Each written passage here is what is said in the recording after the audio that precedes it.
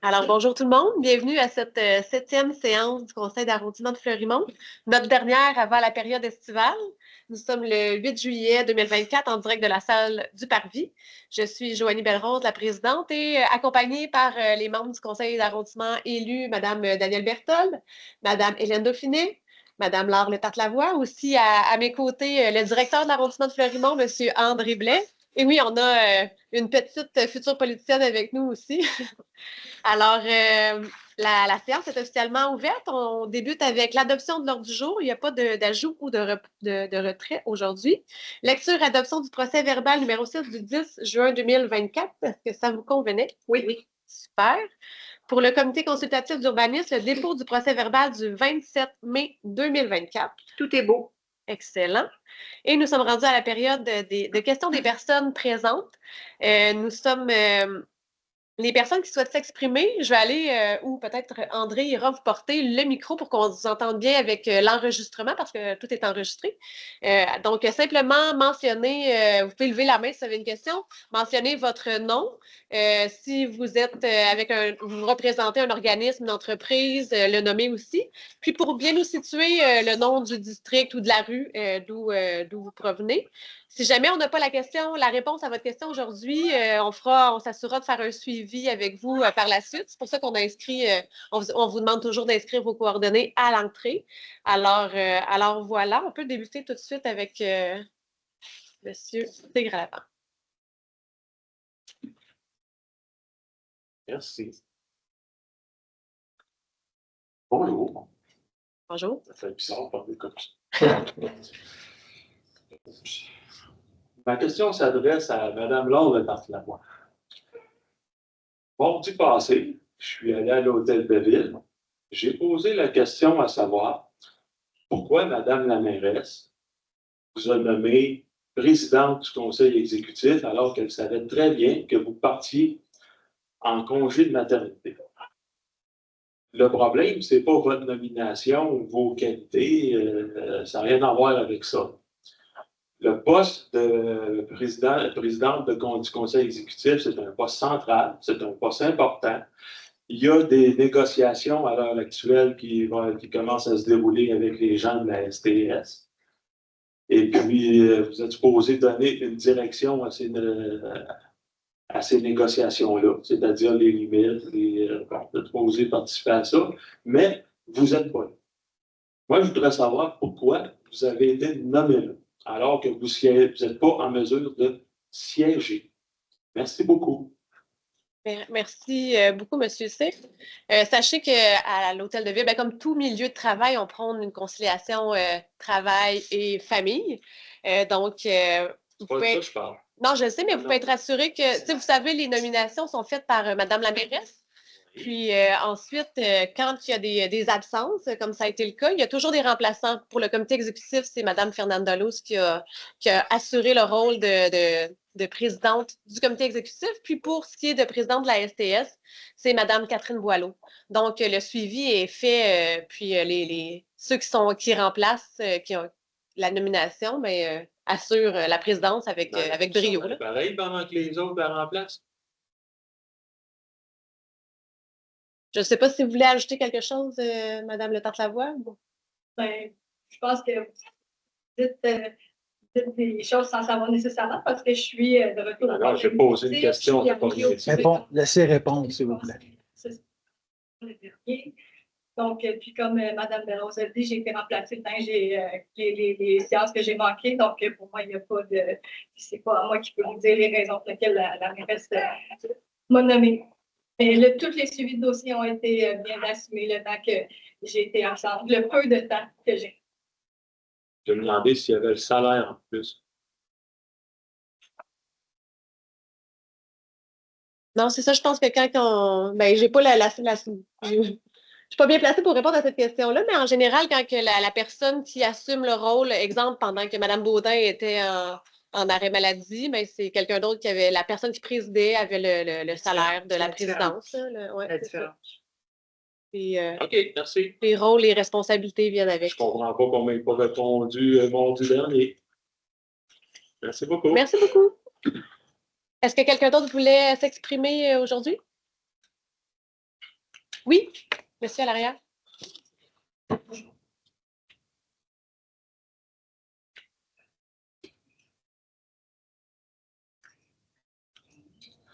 Bonjour, c'est Henri Batica.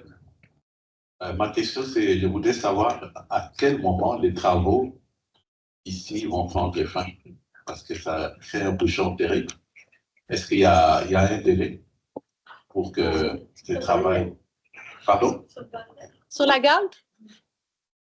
Est-ce que vous connaissez l'échéancier des... C'est sûr que les échéanciers des travaux, c'est toujours un peu variable selon la température, les ressources qu'on a. On va aller chercher la réponse de ce qui avait été planifié. Mais c'est sûr que des fois, il y a des imprévus qui arrivent. Merci. Merci.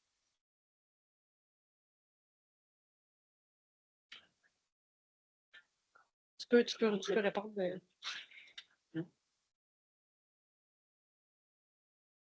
Merci. Ça a été annoncé dans les médias que pour ce qui est là, de la fermeture du pont Joffre, on en a pour encore jusqu'à la fin de l'été.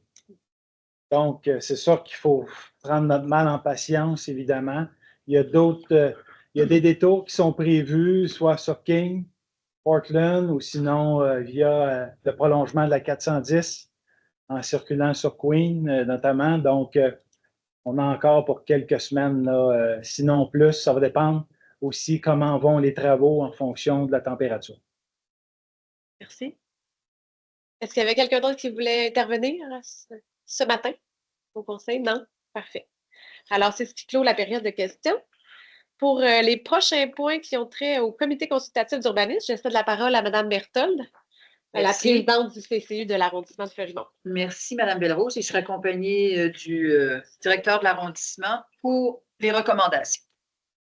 Alors, donc, le premier dossier, le 6.1.1, demande d'approbation d'un PIA à l'aire patrimoniale de classe 2, intégration intermédiaire, 347-357 rue Beaune-Sud de M. David Martel. Donc, M. Martel a fait une demande de permis qui a été déposée en mars et complétée le 15 mai dernier pour des travaux de rénovation extérieure suivants pour le bâtiment, donc le remplacement du revêtement extérieur et remplacement des plafonds, des galeries et balcons, et le remplacement des 3 portes extérieures. Donc, évidemment que nous acceptons cette recommandation, mais avec quelques petites précisions. Monsieur Blais. Oui, merci. Alors, la condition est que le type de revêtement du bâtiment que vous voyez à l'écran soit en clin de bois ou de vinyle, qui est profilé de façon similaire ou telle que l'existant, avec imitation de grains de bois pour conserver l'aspect de l'aire patrimoniale de classe 2 que l'on voit. Merci. Ça va? Oui. Merci. Le 6.1.2 demande d'approbation d'un PIA, donc pour l'aire King Est, 437 à 455 de la rue King Est. Donc, c'est le Jean Coutu sur King Est qui veut tout simplement changer son élévation arrière pour déplacer l'aire de transbordement. Donc, au lieu de recevoir son matériel de telle façon, il veut le recevoir d'une autre façon. Alors, évidemment que c'est accepté, ça ne change rien à personne et ça va tout simplement, je pense, améliorer le fait pour la réception de ces marchandises. Vous êtes d'accord? Parfait, oui. Oui. Parfait. Le 6.1.3 demande d'une approbation PIA encore d'une classe 2 pour la rue Mork Hill 207-209. Donc, c'était pour le remplacement de 26 fenêtres. Alors, évidemment qu'on accepte qu'il remplace ces fenêtres, même qu'on est très contente, devrais-je dire. Mais encore là, il y a des conditions. Donc, M. Blais. Merci. Donc, les membres du CCU recommandent que ce soit conditionnel à ce que les moulures que vous voyez ici à l'écran, qu'on voit davantage là, pour la porte suivante ici, qui est brun, de couleur brune, que soit évidemment toutes de couleur brune pour la finition de fenêtre telle que l'existant. Donc, vous voyez ici, il n'y a pas de moulure brune, donc on veut que ça soit arrimé pour que il puisse y avoir le même aspect avec les moulures de couleur brune. Merci. Ça vous va? Oui. Parfait. Prochain dossier, le 6.1.4, demande d'approbation PIA d'un aire patrimonial de classe 3 pour le 191 et 193 de la rue du Conseil. Donc, une demande de permis a été déposée pour des travaux de rénovation extérieure consistant à ajouter une fenêtre en façade avant au 3e étage et au remplacement d'une fenêtre de même dimension en façade arrière également au 3e étage. Donc, évidemment, que cette demande est acceptée, mais avec des conditions. Monsieur Blais, allez-y. Alors oui, la première condition, c'est que la fenêtre ajoutée entre les deux fenêtres en cadre de cercle existantes en façade avant, que vous voyez ici, là, soit alignée sur le bas de ces dernières et de dimension comparable à celle existante au premier étage et cintrée par une moulure similaire que l'on voit ici. Donc, on veut que ça soit aussi arrimé, hein, que ce soit cohérent, et que la fenêtre avant soit carrelée, qui est ici, et identique à la façon de la fenêtre existante à l'étage. Donc, je me suis trompé. Le premier point, c'était en façade arrière, donc que vous ne voyez pas, mais que je vais vous montrer à l'écran. Donc, ce soit une fenêtre avec 6 carrelés. Et la deuxième condition, c'est pour la fenêtre qui est ici, qu'elle soit identique à celle qui est carrelée ici. À 4, par exemple. Oui. Parfait. Oui. Ça vous va? Alors, on comprend qu'il veut faire un autre logement. C'est la raison pour laquelle il veut ajouter une fenêtre. Le 6.1.5, demande d'approbation pour une aire patrimoniale de classe 1 pour le 333 de la rue Boeing Sud, donc un nouvel immeuble de M. Simon Dolbec. On avait vu ce dossier-là au dernier CCU d'arrondissement, donc celui de juin. Et on était évidemment d'accord avec l'implantation, mais c'était la couleur que l'on trouvait que ça manquait de vie, ça se mariait pas avec ce qui pouvait exister autour. Donc, on a dit, refaites vos devoirs et revenez-nous pour le 8 juillet afin de nous présenter, nous faire une proposition. Alors, il nous est arrivé avec une nouvelle proposition et celle qui a été choisie, bien, on va vous la montrer et M. Blais va dire les différentes conditions appliquées à cette demande. Donc, je ne l'avais pas sous la main. Ben là. Je vais la chercher. Désolé. Ah ben là. Je ne peux pas le faire moi non plus. Je vais aller la chercher, pas de problème. Donc, Alors, c'est un jeune promoteur, M. Dolbec, qui veut vraiment faire des trucs avec la ville de Sherbrooke. Donc, c'est intéressant. Bowen se développe beaucoup. Il y a plusieurs projets sur Bowen. Et celui-là était intéressant, mais on trouvait que ça manquait un petit peu de couleur pour s'agencer avec ce qui était autour. Alors, il a été très collaborateur et il retourne à la table à dessin, probablement pas lui, mais pour nous présenter autre chose. Et c'est très, très, très bien ce qu'il nous a présenté. C'est qui est le terrain vague, ça? Oui. bon, peut-être ce que je vais vous montrer, c'était la première mouture. Donc, celle-là n'a pas été recommandée par le CCU en fonction des couleurs choisies. C'est que, je ne sais pas pourquoi, je n'ai pas la celle qui est récente. Je vais aller la chercher Est-ce que ailleurs. c'est-tu logement abordable? Non. OK. Non? Mais tu l'avais à côté, André, quand tu étais dans ton. Oui? Oui? OK. Retourne dans ton. OK, je vais y retourner. Je ne sais pas où tu étais, là, mais C'est ici? où est-ce que nous, on peut partager? Non. Non, elle ne fait pas partie du conseil sans papier. C'est ça, le C'est une de ceux-là. Là. OK, celle-là. Ah ouais, voilà. Ouais, merci. Merci, Daniel. Je voyais juste. Donc, vous voyez que les rappels de la brique rouge a été intégré. C'est ce que les membres du CCU voulaient, avoir une couleur qui rappelle, qui est en lien avec l'environnement présent, avec la brique rouge. Donc, un bâtiment qui est plus en lien avec ce qui caractérise son environnement immédiat. Ça, la photo que vous venez de montrer, c'est la vue à partir de Bowen. Oui. C'est ça? Donc, ça va être des stationnements entre les deux, j'imagine, ou juste une aire de circulation? Il y a des stationnements aussi, OK? Oui, il y a des stationnements ici. Avez-vous la vue à partir de la rivière Saint-François? Non. Non, je ne l'ai pas. Ça, c'est à l'ancienne Ça, mouture. j'aurais aimé ça. C'est sûr, tu sais, qu'on a besoin de beaucoup de logements. C'est sûr que...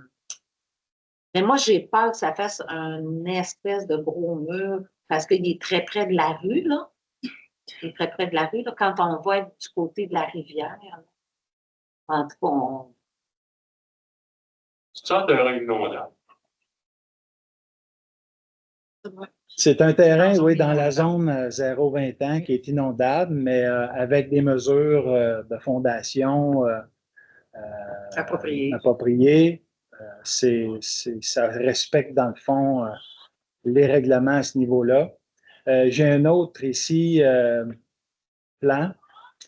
Ça, c'est aussi sur... ça, c'est du côté de la rivière. Ça, c'est du côté de la rivière, mais on est vraiment sur le côté de la rivière là, qu'on voit. Mais c'est plus bas, hein, parce que c'est plus bas que les quartiers plus hauts. Quand on monte à Quignès, mais l'environnement, c'est-à-dire ce qui est en arrière, n'est peut-être pas nécessairement la vue que l'on voit si on est sur le bord de la rivière.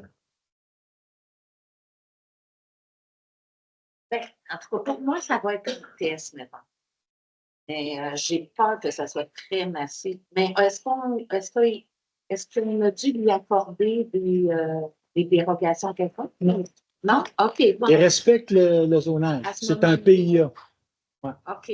Bon, ben à ce moment-là, on va le voir une fois construit. Mais je suis contente que la brique rouge, là, j'avais déjà vu une image, là, tout en brun et gris. Oui. Non, c'est pas très beau. Ben, c'était pas très beau. Ça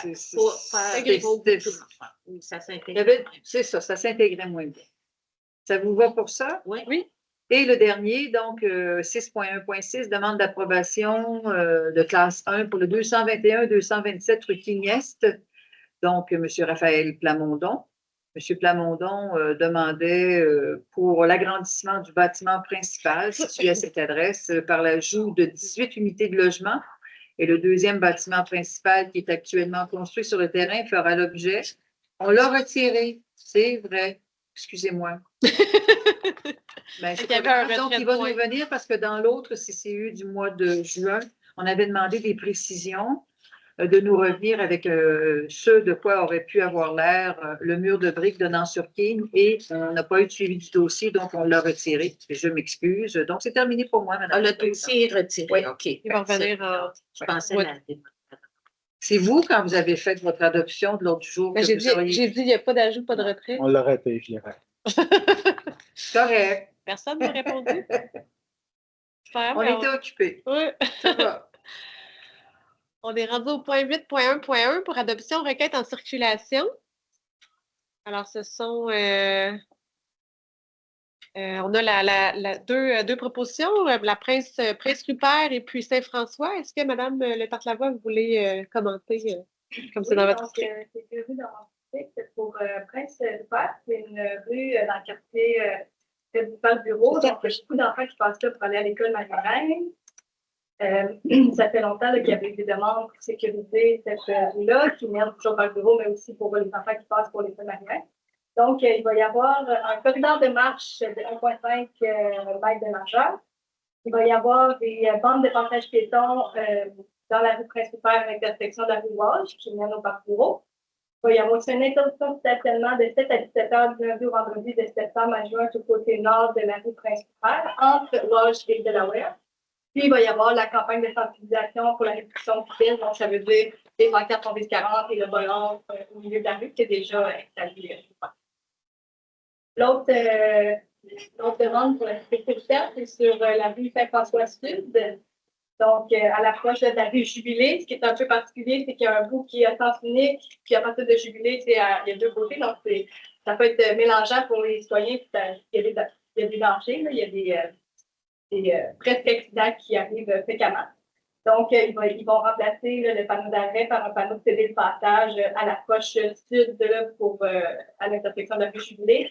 On va mettre au nom de la signalisation à l'intersection Saint-François-Jubilé. Marqué aussi, donc marquage au sol d'un îlot central à l'intersection des rues Saint-François-Jubilé et une ligne d'axe sur la rue Saint-François-Sud entre Jubilé et Jean-Maurice pour bien indiquer là, le fait que c'est l'essence de cette section. Améliorer la sécurité de cette porte. Merci. Alors, j'imagine que c'est adopté. On est toujours en faveur de sécuriser ou d'améliorer la visibilité dans Oui, nos madame. rues. Pour le prochain point, 8.2.1, adoption des projets gagnants au budget participatif 2024 du district Hôtel-Dieu. Alors, je cède encore une fois la parole à Mme Le Tartelvoix. Oui, donc c'est le budget participatif du district Hôtel-Dieu. Ça a été vraiment une réussite. Là, je tiens à remercier tous les gens qui ont déposé des projets, tous les organismes, les citoyens. Le but, en fait, de faire un budget participatif, c'est qu'il y ait une prise en charge du milieu, qui puisse regarder. Moi, j'avais fait une tournée des organismes avant de partir le projet budget participatif pour justement regarder c'est quoi les besoins du milieu, puis est-ce que les organismes peuvent répondre à certains besoins. Et de créer aussi une synergie entre les organismes. Donc, ça l'a porté fruit. Il y a eu 13 projets qui ont été déposés, 10 qui étaient admissibles. Donc, il y a eu une soirée de vote au Parc Bureau avec les 10 organismes. Il y a plusieurs citoyens qui sont venus pour écouter les présentations des organismes. Il y a eu en fait 75 personnes qui étaient là et ensuite, il y avait une semaine de vote en ligne qui était possible. Il y a eu plus de 700 personnes qui ont voté. Donc, on peut dire là, que ça a vraiment été... il y a eu un bel engouement. Ça a été aussi je trouve que ça a vraiment bien fonctionné. Les organismes ont pu répondre à des besoins du milieu, mais aussi se parler entre eux, créer des liens entre eux pour répondre aux besoins, pour s'entraider aussi dans l'offre de service. Donc, ça, c'est aussi des maillages comme ça que je trouve qui est super intéressant qui se crée avec de tels projets. Donc, roulement de tambour, suite au vote, il y a 3 projets, j'avais mis pour le budget participatif 10 000 $ à la disposition de la communauté. Alors, on a 3 projets qui ont recueilli le plus de votes. Alors, d'abord, Action, Sport, Inclusion, qui veulent favoriser l'accès au sport chez les jeunes de milieux défavorisés et outiller les parents bénévoles. Donc, c'est plein de bénévoles là, qui aident là, pour l'organisation de ces sports-là.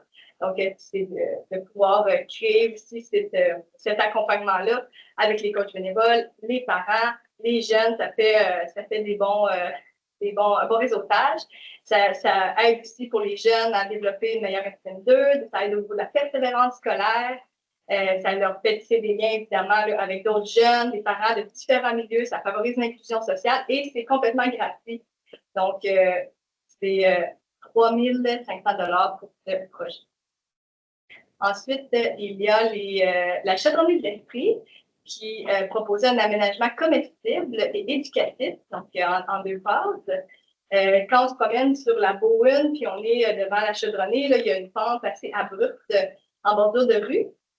Donc, en collaboration avec l'organisme Rêve Bruno Pistier, ils vont embellir le quartier en plantant des plantes comestibles. Ça va favoriser, dans le fond, l'embellissement du quartier, mais aussi éviter l'érosion du sol, le ruissellement aussi, parce que c'est dans nos objectifs d'environnement. Puis, ça va permettre aussi aux gens de découvrir différentes plantes. Puis, dans la phase 2, ils veulent qu'il y ait des panneaux informatifs aussi pour que les gens puissent savoir qu'est-ce qui est comestible. Puis, étant donné que c'est une pente assez abrupte, ce serait plus près du trottoir, là, il y aurait les plantes comestibles, puis plus haut, ce serait plus pour que ça soit beau. Puis, avec la collaboration avec Rêve Nourritier, permet que ce soit vraiment des plantes qui vont bien tenir, qui vont s'adapter avec ce sol-là, ce type de pente aussi de géographie. Donc, c'est le deuxième projet. Et le troisième, c'est avec la Fédération des communautés culturelles de l'Esprit, Soccer au service de la communauté. Donc, on sait qu'il y a eu un incident sur le boulevard Landégerie, ça a fait les nouvelles. Donc, leur objectif, c'est de créer un soccer qui vont pouvoir rassembler les jeunes immigrants autour du soccer, des discussions sur les enjeux de la communauté, renforcer le sentiment d'appartenance, la solidarité, et tout ça aussi en faisant du sport avec la collaboration de la service de police de Sherbrooke pour renforcer les liens aussi entre les jeunes et les autorités locales. Et le projet va être mené par le comité jeune de la Fédération des communautés culturelles de l'Esprit. Puis le but, c'est de rejoindre 150 à 200 jeunes là, dans le projet pour favoriser, dans le fond, ce maillage. Donc, c'est de super beaux projets. Je suis bien contente. Celui-là, c'est au montant de 2 500 et l'autre 3 500. Donc, au total, c'est une enveloppe de 9 500 qui va être remis pour ces 3 projets. Donc, je les remercie grandement et on a hâte de voir ça à l'œuvre prochainement. Merci beaucoup, puis félicitations aux gagnants. J'imagine que vous pouvez rester parce qu'il va y avoir peut-être une photo à la fin de notre conseil d'arrondissement. Alors, pour le prochain point, c'est un dépôt, les frais de représentation sociale 2024 qui reviennent, un point qui revient à tous les mois. Alors, c'est un budget de 3 850 qu'on sépare à 4 pour encourager les causes, les organisations. Il reste actuellement 1 937 et 97. Il y avait seulement un ajout qui était en lien avec la Fondation pour les élèves et la persévérance scolaire. Ensuite, le 8.3.2, dépôt du calendrier des événements à venir dans l'arrondissement de Fleurimont. Alors, il y a beaucoup d'événements.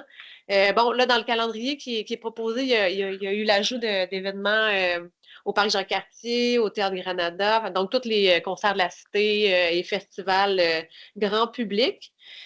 Pour ce qui est de Fleurimont, il y a le 25 juillet, la journée des hépatites au centre Macabane. En fait, au parc Félix-Thibault. Le 27 juillet, il y a un festival gospel de Sherbrooke au parc Victoria. Au mois d'août, évidemment, il y a notre festival des traditions du monde. Puis, il y a un festival à la fin août, début septembre, festival Muse et Monde de Muse et Schmer, donc qui se tiendra ici même au Parvis. Puis, restez à l'affût sur le site Internet. Il y a toutes les informations aussi sur les brises culturelles, tous les spectacles qui sont souvent ici ou dans les parcs. Puis voilà pour le calendrier des activités. Le prochain point, c'est 9.1.1, plantation d'arbres dans l'emprise de la rue Saint-Michel et de la rue des Aulniers. Alors, Madame Dauphinet, je vous laisse la parole. Donc, il y a beaucoup question des îlots de chaleur ces dernières années. Et quand, à la ville de Sherbrooke, on a cartographié les îlots de chaleur, ça montrait clairement que la rue Saint-Michel, c'était un îlot de chaleur dans l'arrondissement de Fleurimont, un îlot important. Et dans notre plan d'action d'arrondissement, on a plusieurs objectifs, dont un des objectifs était d'accompagner les comités de citoyens, les tables de quartier qui vivent à améliorer la qualité de vie dans la communauté. Puis on avait aussi dans l'objectif de développer des corridors nature, de créer des zones de verdissement. Donc, c'est dans cet axe-là que s'inscrit ce projet-là. Donc, pour la rue Saint-Michel, c'est 30 arbres qui vont être plantés, donc près des bâtiments. Et c'est la quantité d'arbres que la rue pouvait prendre. Donc, on a nos services arboricoles, fait qu'on demande d'évaluer sur la rue jusqu'à quel niveau la plantation pourrait se faire et ce qu'on nous a dit. Donc, avec le budget cette année, on va pouvoir faire l'ensemble de la rue Saint-Michel, planter des arbres là où c'est possible. L'an dernier, des interventions avaient été faites sur la 12e avenue. Ça a pris 2 ans pour qu'on puisse compléter, donc ça sera fait. Et le deuxième volet de ce projet-là aussi, parce qu'il restait un peu d'argent dans le fonds dédié du district du Pain solitaire. Donc, c'est de planter 3 à 4 arbres près du parc Canin, au parc Victoria, pour remettre de la verdure, de la végétation dans ce secteur-là. Donc, au total, 34 arbres environ qui devraient être plantés dans l'arrondissement. Merci beaucoup. Alors, le dernier projet financé par le fonds dédié d'arrondissement, le 9.1.2, installation d'éclairage pour le sentier boisé au parc Gilles Charland. Oui, vous savez, le parc Gilles Charland, c'est un parc de quartier qui est l'un des 5 parcs les plus populaires à Sherbrooke, si ce n'est que pour la patinoire en hiver. C'est, entre autres, l'un des plus populaires. On a procédé à la réfection de la patinoire avec de nouvelles bandes, une nouvelle surface, et c'était une demande qui était faite de pouvoir éclairer davantage le sentier qui sert et en hiver, avec un sentier de place, et en été pour de la randonnée avec de l'éclairage supplémentaire. Alors, cette année, afin de répondre à notre plan d'action par le pôle 1, donc le loisir et vie communautaire avec l'objectif 5, qui est de permettre aux citoyens de se rencontrer dans un cadre festif et propice à la socialisation, et aussi de rendre accessibles des plateaux sportifs aux citoyennes et aux citoyens. Donc, de mon fonds à moi, mais du fonds dédié de l'arrondissement, ben, on va quand même éclairer une bonne partie, le sentier pédestre, seulement d'un côté, le sentier glacé, sentier pédestre, avec un montant de 9 500 $. Donc, ça pourra créer une ambiance agréable autant en hiver qu'en été. Et je pense que les sentiers éclairés sont très, très populaires par les temps qui courent. Donc, ce sera un investissement supplémentaire à faire dans ce parc. Merci beaucoup. Vraiment des beaux projets pour chacun des districts. Oui, madame. Alors, on serait déjà rendu au point sur les messages des conseillères. Est-ce que vous avez des messages à faire avant le début des vacances? Oui. Allez-y. Bon, ben, parfait. Donc, seulement informer les citoyens que le 10 août, il va y avoir une fête de voisinage au Parc Cambron. Donc, on vous attend à partir de midi. Il va y avoir plusieurs activités, là, puis il devrait y avoir de l'information qui sera mise dans le parc là, pour rappeler aux citoyens que le 10 août, il y a une fête au parc. Et donc, rappeler aux citoyens, passez le mot, si vous voulez, aussi aux gens qui habitent dans le voisinage du Parc Cambron ou les autres. Merci beaucoup. Puis sinon, bon été à tout le monde. Profitez-en bien. Madame Bertrand? Oui, donc une fête de quartier également au parc d'Eranlot ce samedi 13, organisée par la Maze. J'ai à mon agenda quelque chose comme midi, mais c'est la seule information que je peux vous donner de ce côté-là. Alors, je vous invite à aller faire un tour.